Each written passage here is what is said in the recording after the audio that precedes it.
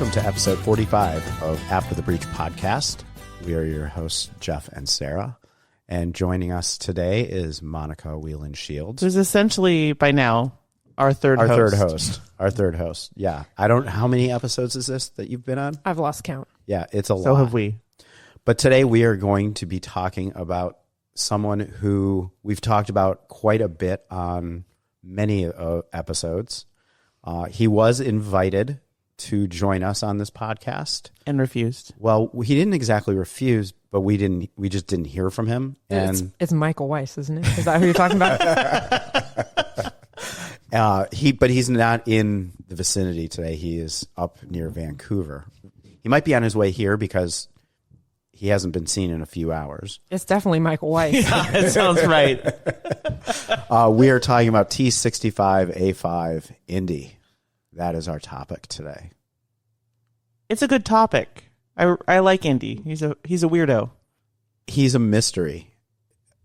Definitely a good topic because who is Indy and what is driving this social butterfly independent at 4 years old, left mom and siblings, which do we know of a male that dispersed younger than that? Not successfully. No. Yeah. But, with a sibling like T65A6, who wouldn't disperse at 4 years old? Okay, so T65A5 dispersed when he was 4 years old.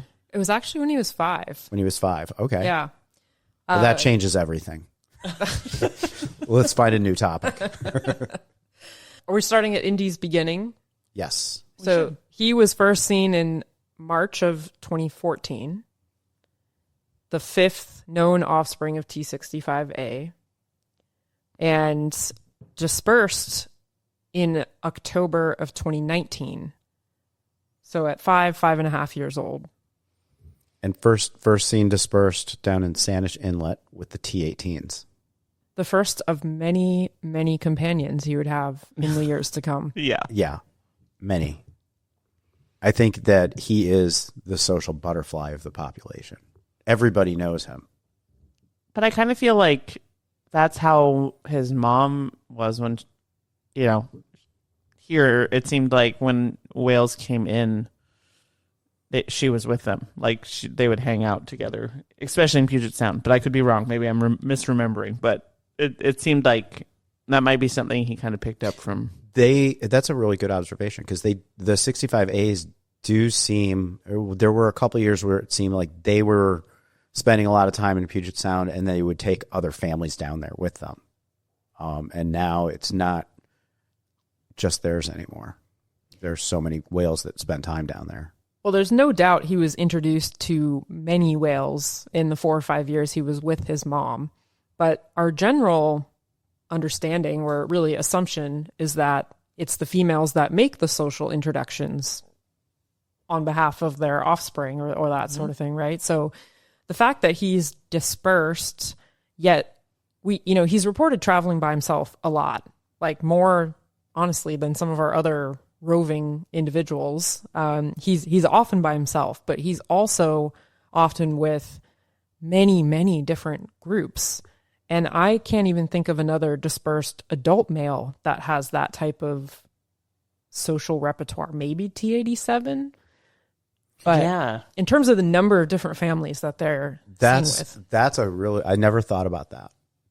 But it's like he can be with, you get on scene with any group of whales and it's like, is Indy here? It's like you always have to check that box to see, like, is he in here? Because he could be with anybody. And a lot of the independent males, especially, like, they do kind of associate with either with other independent males or other specific families that you'll see them more often with or more frequently with. And Indy, it's like, who knows? I mean, the number of groups that he's been with. So we don't know what's motivating him for sure, but we have these different narratives that we've made up that are possibilities, right? And Sara, you alluded to one of them, which is about his younger sibling. Yeah. So it's not uncommon for a dispersal to happen within a year or two of a new family member being born, and it probably has something to do with the optimal group size. And when the group starts getting too large, somehow a decision is made that somebody has to leave the family. But isn't it typically one of the older males? Definitely, or a female who has calves of her own. Right. It's not usually like the youngest, the second youngest in the family. So what's your theory there, Sarah? I just think that I guess I feel like there are some whales who lean into being kind of like the youngest of the group, and I just got the vibes that, like, I'm going off vibes here, that Indy maybe wasn't thrilled with having someone younger than him in the family. And I don't know, maybe I'm probably completely off base, but I also feel like when he hangs out with other groups, generally speaking, there's not like young animals in those groups, or if there are, he doesn't spend very long with them. Case in point, 75 bees the other day. Elaborate on that. What did you see? I actually didn't see them. Jeff, were you out that day when 65A? Yeah, you were, because I came on scene as he left. I was going to say you were too. Yes, he was in the mix with the 75 bees. So as I was coming on scene that evening, you said, "Oh, 65A5 has been tight in with the 75 bees."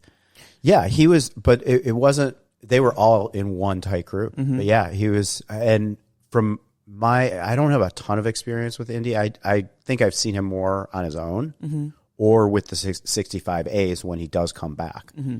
And the times I have seen him with other groups, he doesn't seem like he's completely in the group, or he's with one or two of the whales from another family. But I don't know if I've ever seen him in tight with a tightly grouped up family where he was in like he was just one of them. Mm-hmm. And that struck me, but he wasn't with them for very long. No, because as soon as you said that to me, we were waiting for them to come up on a dive, and this brought me endless amounts of amusement. A whale pops up, and you said, "Okay, there they are. I'm leaving. I have to go." And you took off, and it was Indy. And so the folks on board were like pointing out this whale, and they're like, he's at 2:00. He's at 2:00. And meanwhile, I'm seeing whales out like a mile in the haze, like heat distortion, not at 2:00. And so I'm like, what? Are they really seeing that whale? But it was the 75B. So as soon as you said he's been tight in with them all afternoon, next surfacing, he's like a mile from them, and we never saw him again. Well, and then for that afternoon. But so we're kind of bouncing around here, which is kind of cool because we're talking about like very latest information versus like the historical progression of, how he dispersed and who he's been with. But I did have an experience this week that I've never had with him, where he was with the T100s, and 100 and 100C were tight together. I think they maybe were resting, and Indy and 100F were just all over each other, goofing around and super social and playful. I've never seen that side of him like that. It was pretty cool. So I'm glad you brought this up, both actually the 75Bs and the 100s, because I have a new, so far, foolproof method to sex whales of unknown sex, more reliable than the belly markings, and it's Indy. Because if he's rolling around with a juvenile whale like he was with T100F, because I saw him that same day, that whale is a male. And I have sexed at least 4 whales that way. That's so funny. And of the ones that we know, because Sarah, you happened to get a shot, right? Like the next day of 100F. Mm-hmm. Yeah, because we were like, oh, we don't know what 100F is, but I'm like, but he's a male because of how he's behaving with Indy. And then the next day you got the photo. Mm-hmm. And so that has put in my mind why these other family groups let him hang out. Because he's an extra mouth to feed. He's not a breeding male, right? Like, why would you let this freeloader come hang out with you? But I think it's exactly because of those interactions like the ones with the T100s, which I've seen with multiple other families with Indy, is it's a group that has a juvenile male that has energy to burn off, in one form or another. And it's like, hang out with us for a couple days, tire my son out, and then move on to the next group. Okay, so I have two thoughts on this. Thought number one Can't wait. is if T65A6 had been a male, would Indy still be with his family? That's question number one. And question number two is he bouncing around so much because everybody knows a kid like this, just high energy. It doesn't matter how much sugar they've had. They just never calm down and they're always just nonstop. And after a day, then the mom from the other family is like, Indy, go, get out. Thank you. We'll see you next time. And he just, okay. And just goes off to the next family and wants to play. I mean, I think there's something to that because he doesn't typically stay with one group for very long. Sometimes it's an afternoon, sometimes it's a few days, but looking back over recent years, it's not even necessarily the same family from year to year. Right. He hangs out with everybody, but it's for short periods of time. And I think the whales that he's spent the most time with are the 65Bs and T63 and T65. So aunt and grandma and uncle. And he was with them this week for a short period of time when the T100s joined in too. And then when they split, he didn't go with, you would think he'd go with his grandmother and uncle, but he went with the 100s. Not when there's a fun little friend to play with. Or grandma was like, Indy, get out. Oh, get out, right? You're tiring us out. We can't handle you. Like maybe he's just this high energy, independent, social whale that wants to be him, and not everybody loves him in small doses, right? We do all know people like that, don't we? Yeah. It's like kids like that. Yeah, it's like, oh, I love that person, but in small doses, and then it's all right, go. And maybe Indy is that.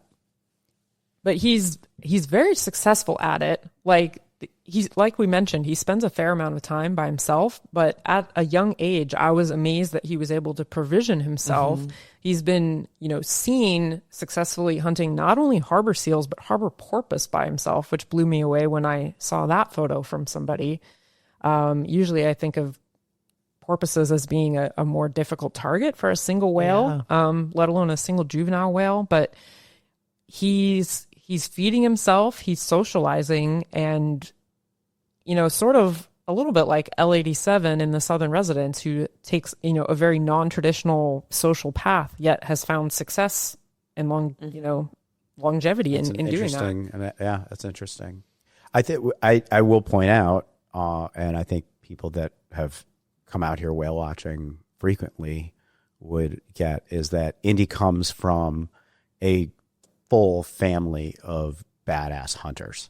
I mean, everybody in that lineage can probably feed themselves. They are some of the best hunters out there. And I think it probably is a tribute to T65 and whoever she came from. It's a family full of, we've seen them, lots of porpoise, lots of seals, sea lions. It was the 65As that were one of the families that took down the minke whale that I saw a couple of years ago.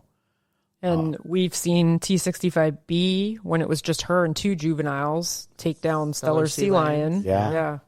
So it's basically on her own. So Indy comes from a long line of great teachers of this is how you do it. This is how you become a big killer whale. Well, and I love how, whether these were the first whales he associated with or not, but that the first whales he was seen with after dispersing were the T18s. Like, if you were going to get some sage life advice from some whales, right, I would probably go to T18 and T19. Sure. And so you just wonder what lessons he has picked up along the way, but at the same time, has he listened to the advice he's been given? Like, he's associated with, he spent some time with like T87, who in terms of like males, cool like that's like the whale He's the oldest male that we have in the population. Is that correct? That we know of, yeah. When was he born? Estimated 1962. Let me look. Sorry. You can leave that in there. I mean, it's pretty cool that, because I think it was a couple winters ago, he and T87 were hanging out up near Howe Sound a bunch that winter, which is so interesting to have the oldest male with the youngest independent. Oh, yeah. Estimated 1962. Nice. I'm patting myself on the back right now. We're patting you on the back too. So that's 63? Do you remember math right? 63? Mm-hmm. Yeah.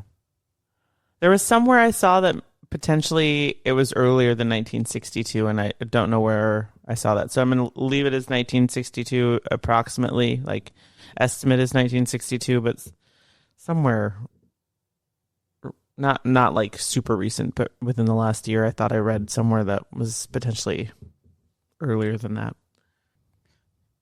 So why are you looking at me like that? I'm thinking, so we've seen him with, like, who have we not seen him with?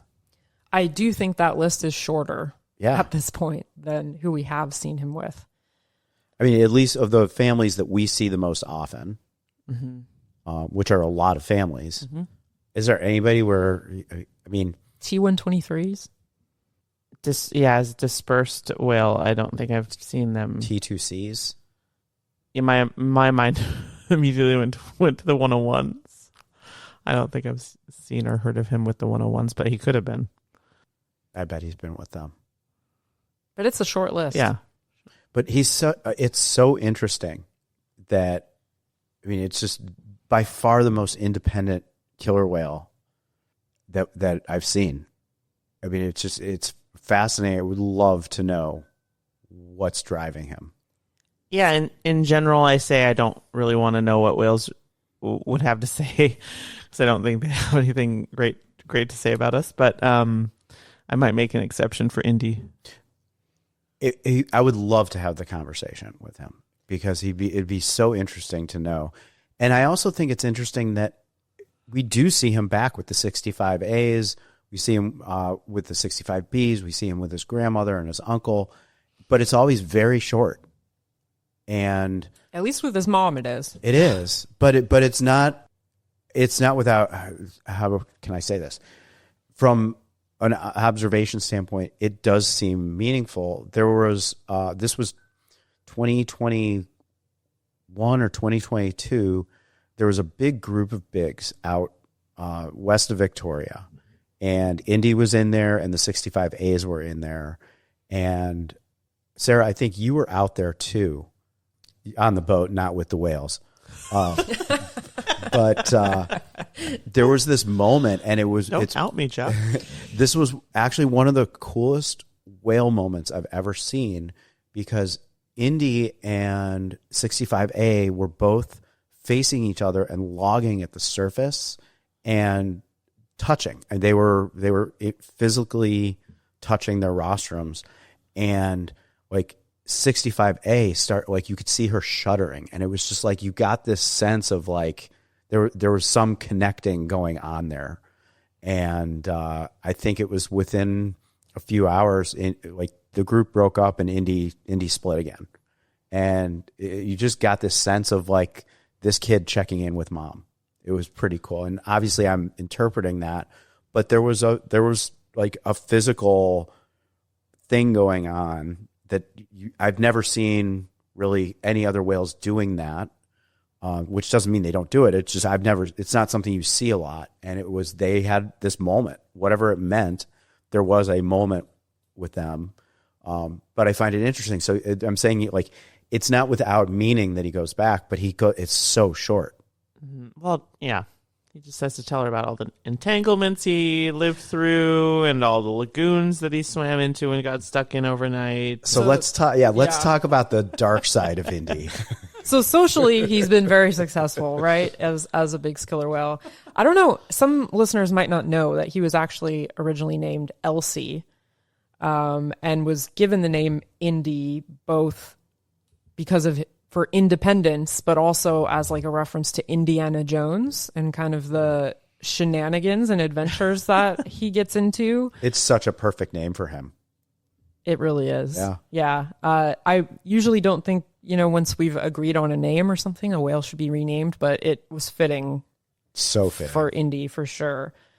I think the first real pickle he got himself into was the lagoon in Port Angeles. Is that the first one that comes to mind for you guys? Yeah, that was in 2022. And he went into this, like under this little bridge through a narrow passageway to this little lagoon that I think was adjacent to the paper mill in Port Angeles. Yeah. And spent the entire night in there. And there were starting to be some concerns like that if the tide went out too far, he wouldn't be able to get out. And yeah, my understanding was that lagoon becomes inaccessible at really low tides. Right. And if memory serves, he left the lagoon right before that happened, like right before it became too low. So he was in there and wouldn't leave, even though he was free to do so. And right before he truly became trapped, he left on his own. So he's also very smart. Well, Or very lucky. Well, I'm sure there are other whales where a call would have been placed to Jared Towers saying, hey, Call probably was placed to Jared Towers. we got a whale that needs to be coaxed out of here. I'm pretty sure they were like mobilizing response teams. well, and this is a recurring theme for Indy, that he gets himself into these situations. Response teams are mobilized, and then he quote unquote self-rescues. Mm-hmm. So that was the next one that you were mentioning, his entanglement, which was the following year in 2023. So Biggs killer whales occasionally will play with crab pots and fishing gear.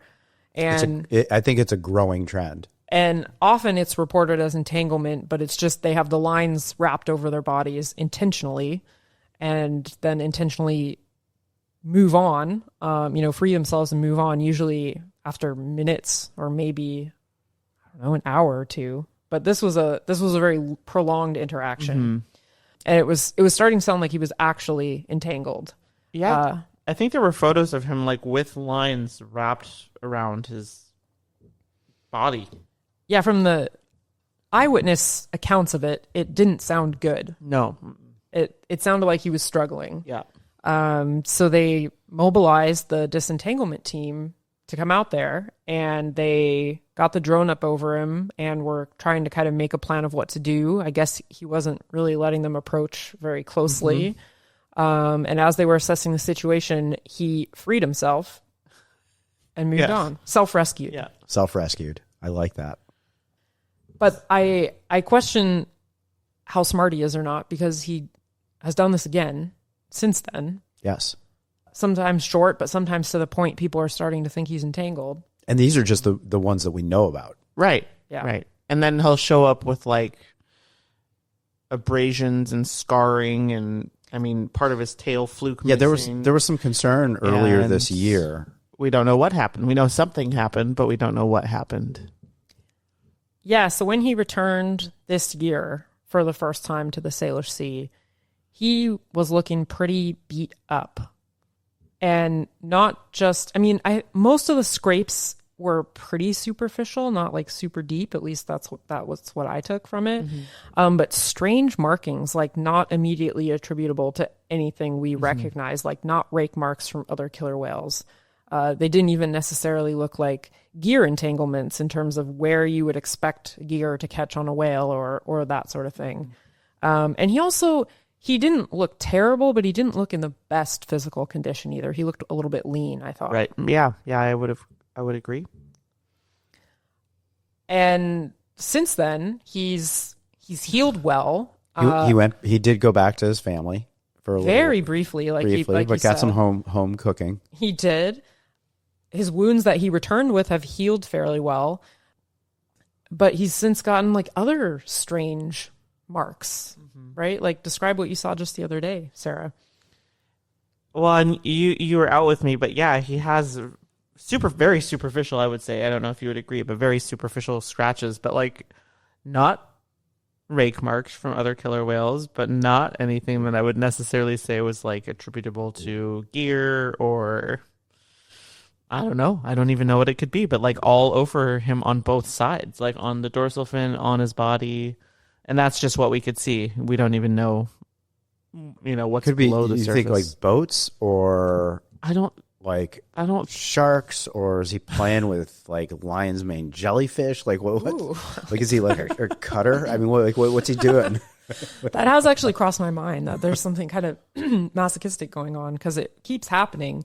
When he first came back this spring, and it was all over his body, but it was worse on one side than the other. Mm-hmm. Like the speculations between Sara and I was that maybe he had live stranded somewhere on some rocks and gotten strange abrasions, and then as the tide came back in, rock rash, and as the tide came back in, self-rescued because he wasn't reported anywhere.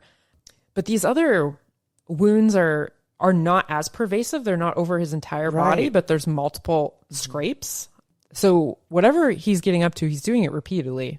Yeah, and they're not like all like in one direction, or it's kind of weird. You think if it was boats, something would have been witnessed. Sure. Like either by reported. Could be like humpback barnacles. Maybe he's like chummy with a humpback. Allokelping. He's allokelping with humpback whales. Right. I mean, maybe he's not just socializing with killer whales. Could be. You just think he's here enough. You think we would see something. Right. Because, these most recent ones is something he acquired while he was here because they're fresh and new, or, are they picking something up off the bottom when he's rolling around with these other juveniles or something? I don't know. It's really perplexing. But body condition wise, I thought he was looking much, much better than he did this spring. Like he's filled out again. The home cooking has helped.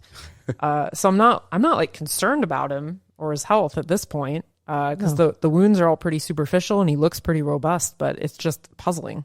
And he is going to be sprouting soon. We hope. I didn't mean that in a dire way, like, oh, he's going to not make it to sprouting. Just like, whales sprout at different times. They do. Sometimes they don't sprout at all. I don't know. But he is due. Due. He's 11, right? So Yeah.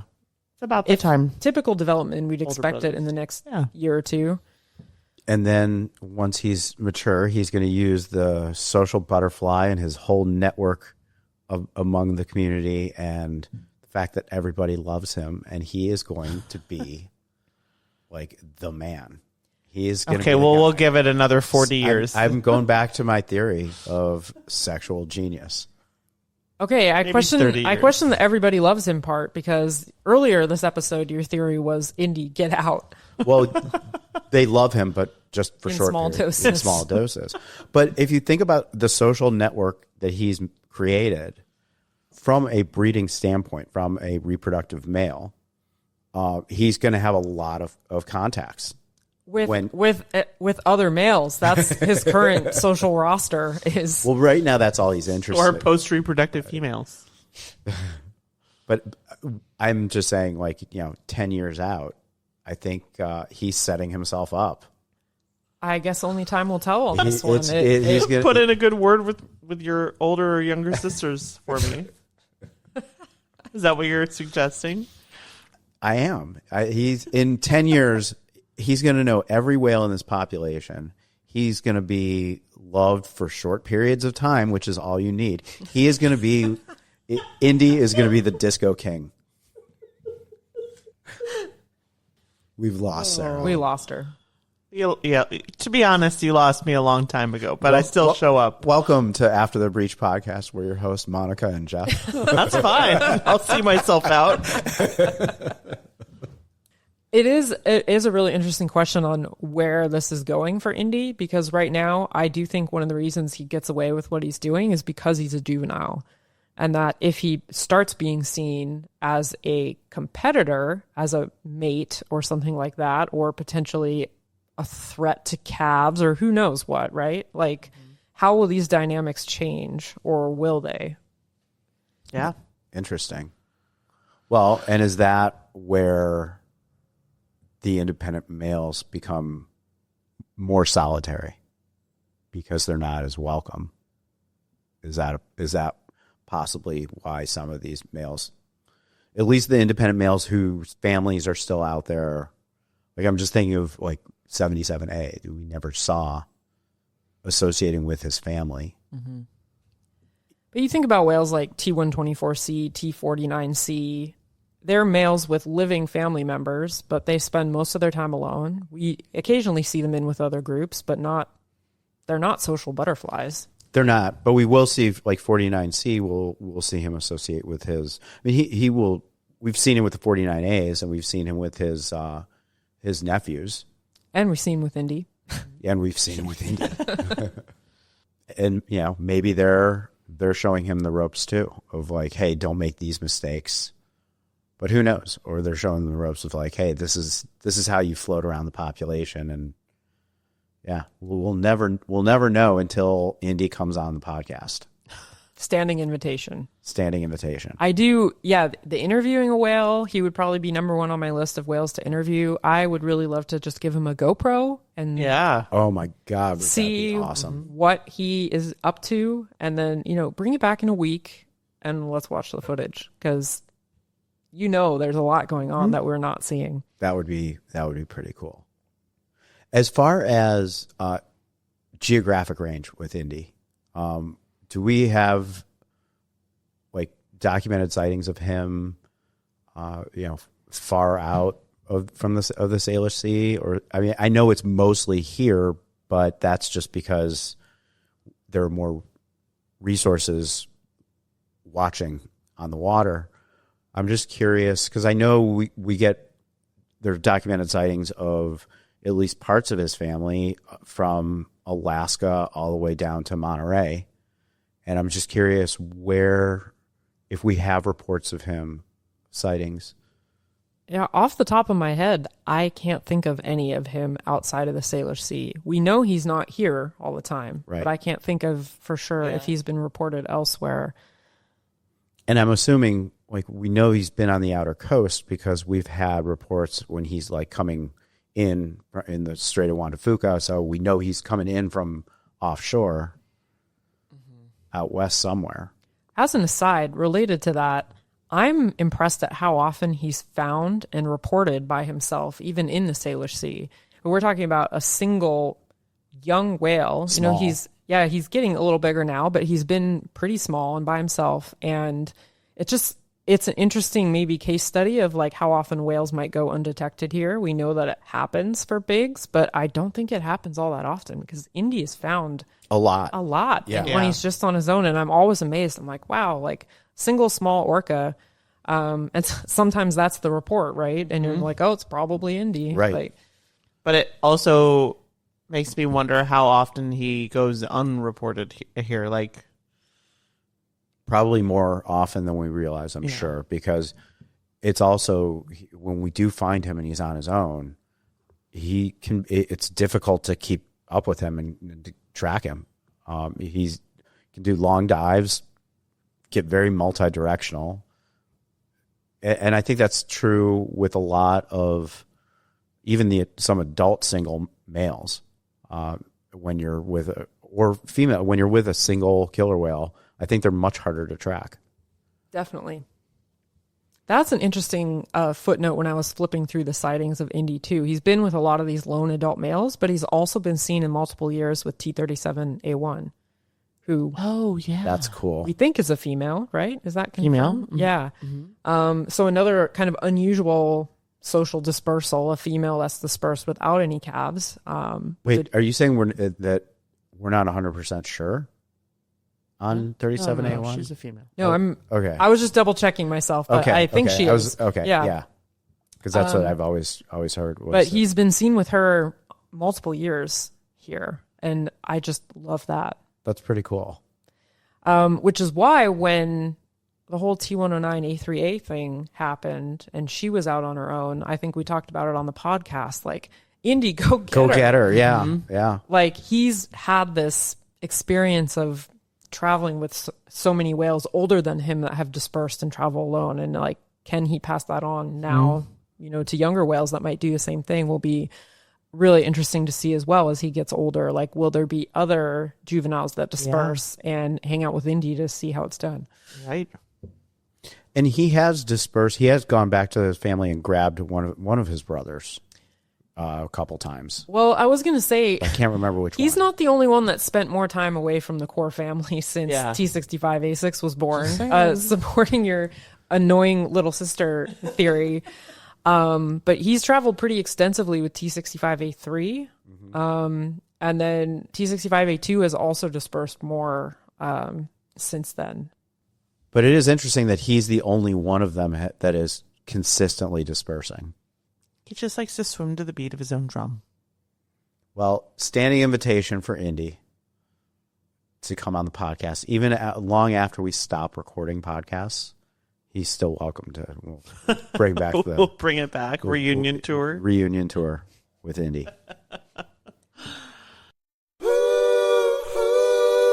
We've talked about Indy, and he's been kind of a fixture this summer in the Salish Sea. I feel like he's been around a lot, but he has not been the only whale that's been around, and we've had some pretty amazing sightings that we haven't, been able to share lately. So we're gonna kind of wrap it all up into like a summer recap so far. Right, and we'll do a more in-depth year in review. And we'll do some more of these too in the fall. For sure.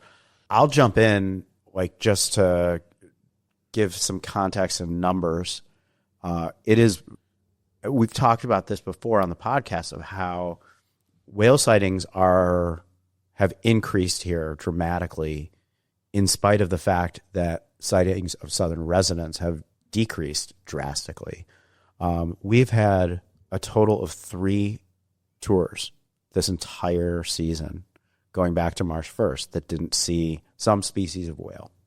So we've seen whales on 99% of our tours, but what's even more surprising than that, or shows how much the big killer whale population has grown in numbers and in presence, we see Big's killer whales on over 93% of our tours year round. That's year round for 2025. That's wild. I know for people that are newer to the whale watch scene, that's normal. But having a little bit of the longer perspective, every time you say something like that, it just blows my mind. Yeah, I just think back to the years where we would actually go years without seeing bigs. Yeah, exactly. Well, and then just thinking of when the southern residents were really present in these waters and their old patterns, the number of days and percentage of days you have killer whales over the course from March 1st to September 1st is nowhere near 93%. That's absolutely right. I mean, I wish we could put together data from whale watching tours in 2005 or 2010 to get that percentage. You just issued a challenge. Yeah, challenge accepted. I love it because I'd be very curious.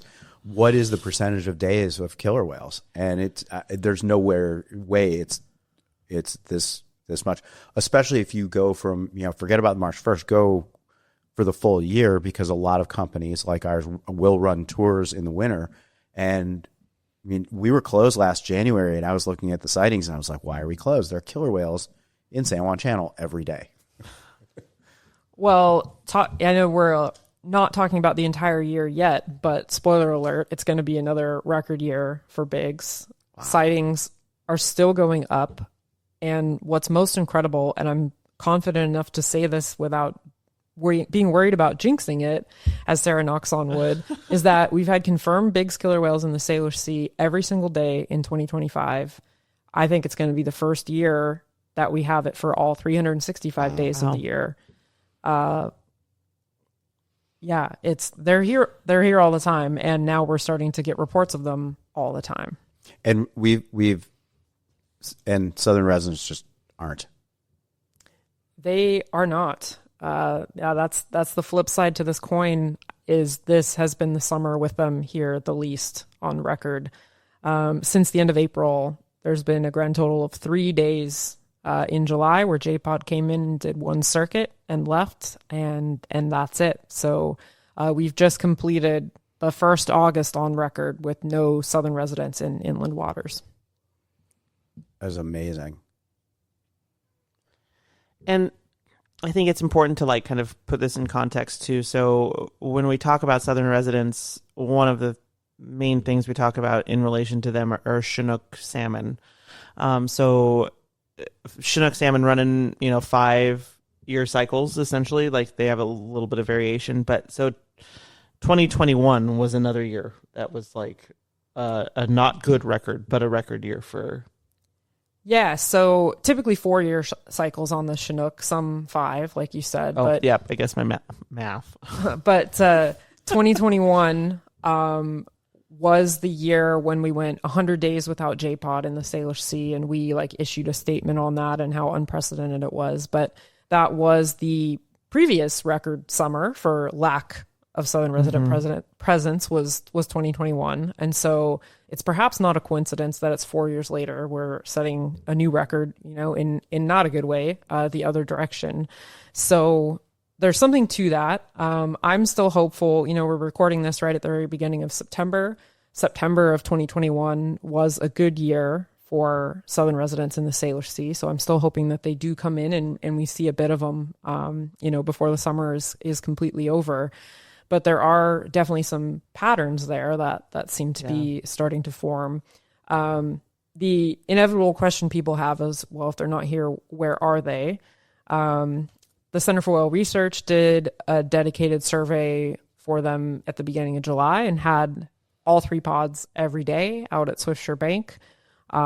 They recently posted another report of their Canadian research team going out in mid-August and seeing members of all 3 pods at Swiftsure Bank. And I think the suspicion is that's pretty much where they've been, at least for the last 2 months, if not longer. And you have to think that if they're spending that much time there, especially that much time with potentially the entire population together, that they've found something good to eat there.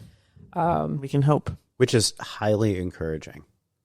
It is, for several reasons. One, that they're able to adapt to where the food is. And as sad as that makes us that it's not here now, I am hopeful that they've found some good food resource out there. I think that you're hitting something that I think is really big in terms of adapting, and they have definitely changed their patterns completely. And we've talked a lot about that, and that is their way of adapting, and they've done it very quickly. I mean, if you look, it really happened very quickly after the passing of J2. Things started to change a little bit before, but then once she died, the change sped up, and the change in their patterns, and they came in less and less. And hearing that. It got so rare to see, not just to see them in here, but the number of days that all 3 pods would be in here, or some parts of all 3 pods, were so rare. I don't think I've seen, in 11 years of doing this, I don't think I've seen 5 super pods. And back in the day, you'd see 5 of them by June, and hearing that on multiple occasions, they're seeing at least members of all 3 pods together, I think is amazing. I think that's as much as I would love to see that in here and see them in here. The fact that there's enough food there that would support them being together like that makes me happy. Mm-hmm.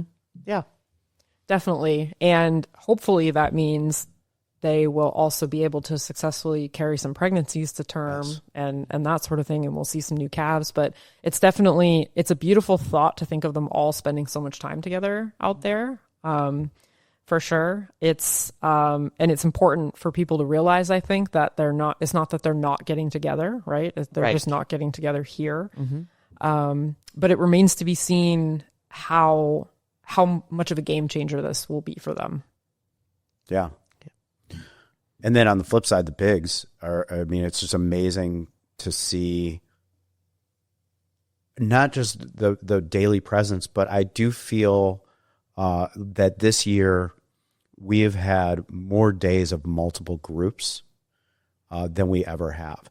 I know, like, just from the feeling of running tours, August and September always feel like months where we start seeing there's different groups all over the place, and So it actually can get thin where it's like, hey, groups are getting left in the middle of the day because there's so many of them. I feel like it's been like that all year. There was a stretch in the middle where there may have not been multiple groups every day, but for the most part, since early spring, like there are more than one group of big killer whales in the Salish Sea. Sometimes many more than just one. Yeah, there were several days in August where between like Nanaimo and Port Townsend and Souk, so very much just the central Salish Sea, there were 10 or more different groups of bigs in that zone. Wow. That's incredible. It is very interesting just from a 30,000 foot perspective to see the two populations and how they're changing in their use of this area, in growth or decrease in numbers. It's a very interesting time to be in the whale community. Yeah. What are you thinking about over there, Sara? Nothing. Come on. No. Did I say something wrong? No, it's very thought inspiring. It is surprising for me to hear you say that it's another record year, because like, how can it just every year be another record year? Yeah, I've stopped predicting that there will be an end to this. It just seems like it's going to keep going. And I wonder how's that going to impact you all? We talk about like the busy summer season, but if you potentially start running trips through the winter and there's this many whales around, will there really be an off season anymore, or will there just be whales all the time?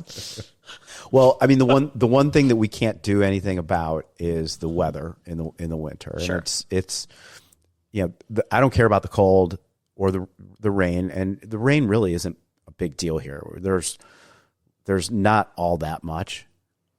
It's the wind that on days. The wind is we'll have days that we just can't go out on the water because it's too windy. But I want to run further into the winter this year, and it's a great time to go out because we do have a lot of sightings of whales, killer whales, but we also have great humpbacks during that time of year because the humpbacks are starting to get a little rowdy. But we get killer whales almost every day, and it's so much quieter on the water that a lot of those times it's just you and the whales. And we get those windstorms, but between the windstorms are some beautiful days out there. Absolutely. And with the, low angle of the sun and everything in the afternoon. It's like that pre-sunset buttery lighting all day. Yeah. Some of my favorite trips have been in December out on the water here, to be honest. Yeah. You have to pick your days, but it's incredible. It's beautiful. Yeah, when it's glass and you have that lighting and Yeah, it is an amazing time to go. But yeah, it's like the busy summer season because it's warm, it's sunny. But as far as best time for whales, there is no season for that anymore. I could definitely see this becoming more year round. I agree. But Sara needs a break. I do need a break. Just a little one. Not from the whales. I was going to say, to be clear, your break is usually going to Australia and is that a going break? On the water and see more whales. I don't think it is. No, that's my point. No. But that's a whole other conversation for a whole different podcast, guys. That's a whole podcast right there. No, I really do think you're right on. It's going to become a year-round thing. It is already a year-round thing, right? Except for the factors that we can't control. And man, just like you both said, those trips in the winter, despite being they can be incredible, bundled up like you're going skiing, are some of my favorite. Well, that's when we did the trip up to Hysong and saw Northern Residents. We don't talk about that in front of Monika. Oh shit! This is 2 episodes in a row you've talked about it in front of Monika. There is one other topic that I do want to mention in terms of talking about some of the highlights from this year. Is we had a family of killer whales that I think was new to the three of us, and it's a family that I'm hoping spends a lot more time here. Oh, the 46 Cs? Yeah, The 46. I mean, I had seen them, but it'd been a long time. Same. I mean, how long are we talking? I mean, it's over a decade. Yeah, over a decade. I mean, I had never seen them before. Didn't even really like know much about them. And then they show up with a brand new calf, this huge male named Tsunami. You're welcome. I suggested that name. Nice. It's He's fitting. huge. Yeah. He's huge. And then Razor. Like, what a cool group of whales. And they were here for, a week? Maybe a little longer here and there. And I can't remember. They were with, who were they hanging out with? 75 Seas. 75 Seas. They were, I hope they come back and spend more time here because they were a very cool group of whales. Yeah, they were cool.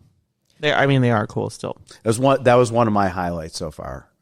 I've had many highlights this year, but that was definitely, that's definitely up there. And I'm sure at some point they were with Indy. Trying to think of some highlights for me. 46 Bs. Always. Oh yeah, the new and we did talk about that on an episode, and they've been around quite a bit this year. So kind of a weird like potential split going on. We were just talking about before we hit record with them. It'll be interesting to see kind of how that plays out over the next several sightings. Yeah, so kind of the core family group of the T46Bs is currently 8 whales, which is pretty large. Usually when they hit a group of 6 or so, we start to see somebody disperse, and so it's unclear right now if it might be the 46B2s or 46B3s that might be splitting off, but it'll be interesting to see how that shakes out. Or both. Or 46B6. Yeah. Potentially, I don't know. Yeah, very interesting. I mean, a little sad because I really do. I know it's a big group, and it was bound to happen with all those daughters. But I really like them as a cohesive unit. But one thing that's cool about the 46s is they have family reunions. Like they do all get back together. Like today, it sounded like the 46s proper, the 46Bs, and the 46B1s were all together out west. Cool. So That's cool. See, I want to see that with the 46Cs in there too. Yeah. That would be cool. Just a 46 tea party. That would be pretty epic. With 123s? Nah. They're not included because they didn't get the 46 number. Well, T122s included, but not the 123s. Yes. Well, as you know, 123s aren't the most social of whales. Yeah, but sometimes they socialize with their family. It's true. Okay, they can come. And Indy, because why And not? I was going to say, and Indy's got to be in there too because he loves a party. We've got some really cool episodes coming up that we're going to be recording. We're still going strong, so come on out with us. Some of us are still going strong. But we're all still going. But still come on out with us. But still come on out with us. And we'll be running tours at least through early January. So come on out with Sara and I. I won't be here in early January. No, but I will be. Yeah. Sarah will be in Australia. Not taking a break. Not taking a break. But I will be here running tours. Sarah will be here through early December. Hopefully, yeah. Come on out with us. Mention you are a podcast listener. Yeah, we have had a lot of podcast listeners out this season, and it's really cool to see how many people are coming out and have found the podcast and found us through the podcast. Yeah, so really we appreciate definitely it. love meeting you guys, so definitely mention it. And in the meantime, stay safe out there.